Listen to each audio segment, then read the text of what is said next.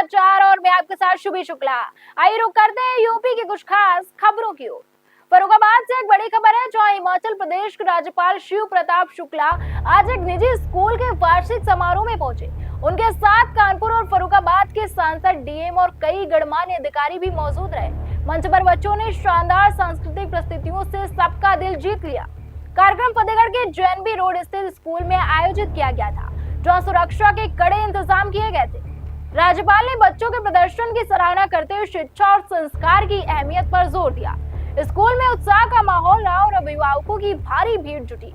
वहीं फर्रुखाबाद के कायमगंज तहसील से एक चौंकाने वाला मामला सामने आया है, जहां सरकारी पदों पर कथित रूप से निजी कर्मचारी बैठे मिले। वकीलों ने इस पर जोरदार विरोध दर्ज कराया और एसडीएम तहसीलदार पर मिली भगत का आरोप लगाया। उनका कहना है कि मुख्यमंत्री के साफ निर्देशों के बावजूद तहसील में प्राइवेट कर्मचारी मोटी रकम लेकर सरकारी काम कर रहे हैं और गोपनीयता भंग हो रही है। जब वकीलों ने एसडीएम को ज्ञापन देने की कोशिश की तो एसडीएम ने इसे लेने से इनकार कर दिया, जिसके बाद वकीलों का गुस्सा फूट पड़ा। मामला पूरे तहसील परिसर में चर्चा का विषय बना हुआ है। भ्रष्टाचार ज्ञापन में जो भ्रष्टाचार यहाँ पर व्याप्त है, जब उस पर चर्चा होने लगी है, उसकी व्याख्या होने लगी है कि जो पता चला तो उन पर सुना नहीं गया है और वो चली गई है। वो भ्रष्टाचार के मामले में सुनना नहीं चाहते हैं। अब चाहते हैं कि भ्रष्टाचार हमारा ऐसा ही बढ़ता रहे, मौज करते रहे हमारे अधिकारी लोग, और ये तुम लोग हमारा क्या करोगे, ये उनका मंशा है। अब आगे आप क्या करेंगे अगर विज्ञापन नहीं दिया गया? शासन को लिखा पढ़ी करेंगे, डीएम साहब से मिलेंगे और हड़ताल पर रहेंगे और धरना प्रदर्शन करेंगे। आपकी क्या क्या मांगे थी इसमें? मुख्य उद्देश्य क्या था? हमारी मांगे थी अंश में जो अंश निर्धारित हुआ है, जो अंश निर्धारित हुए हैं उसमें गलत अंश दर्ज हुए हैं इंतखाब में, खतौनी में, तो वो पता चला वो सही करवाया जाए। सही करवाने के लिए काश्तकार जब आता है तो इधर उधर दरखास्त लेके जाता है, कहीं लेखपाल रिपोर्ट लगाओ, कहीं कानूनों की रिपोर्ट लगाओ, और फिर सारी रिपोर्टें जहाँ जहाँ जाती है रिपोर्ट, वहाँ पता चला पैसा चढ़ाना पड़ता है। तो ये भ्रष्टाचार ये होता है। होमदरी के नाम 40-40 साल से जो होमदर यहाँ खतौनी में असंगड़ी होमदर दर्ज है, या तो उनका इंदराज खारिज कर दीजिए या फिर संगड़ी होमदर दर्ज करो। तो पता चला काश्तकार आता है। अभी कल तहसील दिवस में किसी ने एक मांगा कि एसडीएम साहब ने 50,000 रुपये मांगे, जो यहाँ शिकायत की है तहसील दिवस में 50,000 रुपये होमदरी के मांगे जाते हैं। इस तरह की बात ये सब हो रहा है। इसके अलावा ये कम से कम 5,500 मुकदमा। वहीं वाराणसी में आज काशी विश्वनाथ धाम में एक खास मेहमानों की मौजूदगी चर्चा में रही। सचिन तेंदुलकर की पत्नी अंजलि तेंदुलकर और उनकी बेटी सारा तेंदुलकर मां बेटी सोमवार को काशी पहुंची और बाबा विश्वनाथ के दरबार में विधि विधान से दर्शन पूजन किया। मंदिर की भव्यता और दिव्यता देखकर दोनों भाव विभोर नजर आई। इसके बाद अंजलि और सारा अन्नपूर्णा दरबार भी पहुंची, जहां उन्होंने शांति से बैठकर प्रसाद ग्रहण किया। उनके आगमन का वीडियो भी सामने आया है, जो सोशल मीडिया पर तेजी से वायरल हो रहा है। काशी में उनका यह आध्यात्मिक दौरा लोगों में चर्चा का विषय बना हुआ है। वहीं झांसी के चिरगांव में एकता पदयात्रा के दौरान डिप्टी सीएम केशव प्रसाद मौर्य का राजनीतिक अंदाज एक बार फिर तेज दिखा। उन्होंने सपा अध्यक्ष अखिलेश यादव पर तंज कसते हुए कहा कि यूपी की जनता अब कट्टा संस्कृति और जंगल राज को पूरी तरह खारिज कर चुकी है। बबीना विधायक राजीव सिंह के साथ चलते हुए डिप्टी सीएम ने मीडिया से बातचीत में दावा किया है कि पश्चिम बंगाल से लेकर यूपी 2027 के चुनावों में बीजेपी की मजबूत जीत का रास्ता साफ है। पदयात्रा में स्थानीय लोगों की भी भारी भागीदारी देखने को मिली। लोग बिहार में भारतीय जनता पार्टी का जो गठबंधन एनडीए है, ऐतिहासिक विजय वहां पर हुई है और बिहार की जनता ने देश को एक संदेश दिया है कि अब जंगल राज, गुंडा राज, कट्टा राज, तुष्टीकरण, जातिवाद, परिवारवाद की राजनीति का भविष्य अंत की ओर है।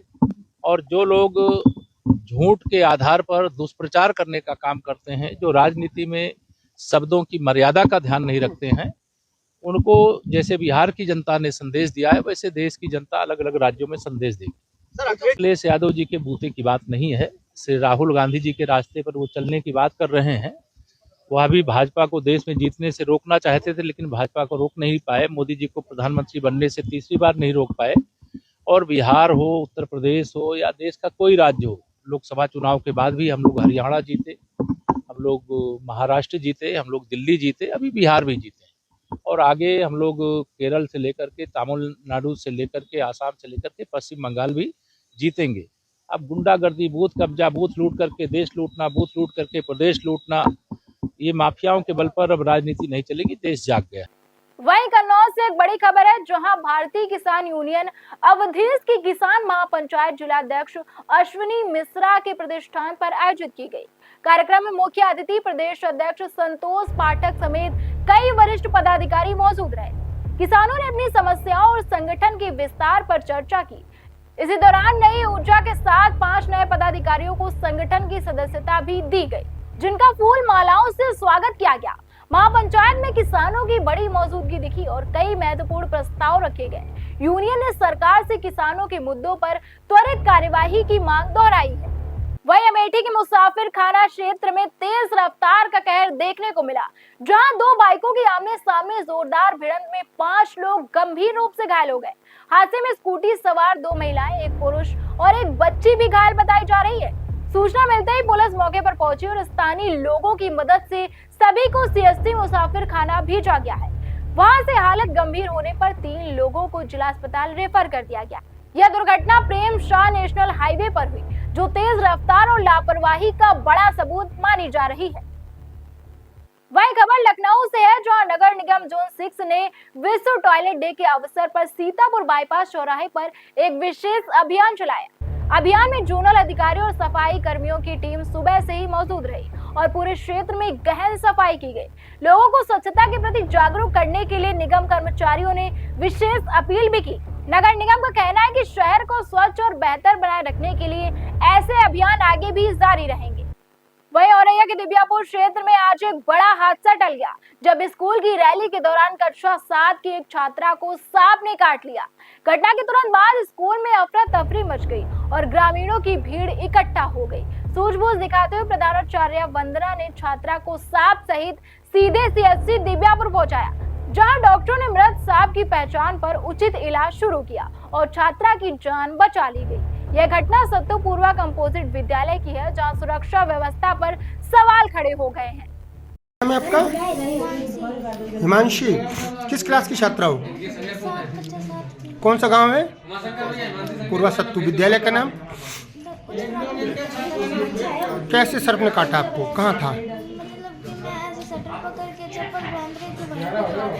स्कूल के अंदर? अच्छा। वहीं कानपुर से एक बड़ी चौंकाने वाली खबर है, जहां मां बेटी को उठवाने वाले बर्खास्त इंस्पेक्टर आशीष द्विवेदी की जांच में नया खुलासा हुआ है। आशीष ने बर्रा इलाके में अपनी पढ़ाई और ग्रेजुएशन पूरी की है। जांच में सामने आया कि मृतक आशीष के पिता की जगह आशीष ने इंस्पेक्टर की नौकरी हासिल की थी और इसमें उसकी अखिलेश दुबे के करीबी भी शामिल है। इसी कारण उसे मलाईदार पोस्टिंग मिली थी। 15 साल तक नौकरी करने के बाद वह बर्खास्त हुआ। मामला पुलिस प्रशासन और राजनीतिक संबंधों की हकीकत को उजागर करता है। वहीं दिल्ली ब्लास्ट केस में गिरफ्तार डॉक्टर शाहीन की पढ़ाई को लेकर प्रयागराज में हलचल तेज हो गई है। लालबाग गर्ल्स इंटर कॉलेज से लेकर मोतीलाल नेहरू मेडिकल कॉलेज तक उनकी शैक्षणिक यात्रा अब जांच का हिस्सा बन रही है। मोहल्ले के लोगों का कहना है कि शाहीन 1995 से 1997 तक यहीं पढ़ती थी। कॉलेज प्रिंसिपल का कहना है कि अब तक कोई जांच एजेंसी संस्थान में नहीं आई है, लेकिन आने पर पूरा सहयोग दिया जाएगा। उनके अतीत की हर जानकारी अब सुरक्षा एजेंसियों की निगरानी में है। ऐसी ताजा तरीन खबरें देखने के लिए बने रहिए हमारे साथ और देखते रहिए नेशन नाउ समाचार।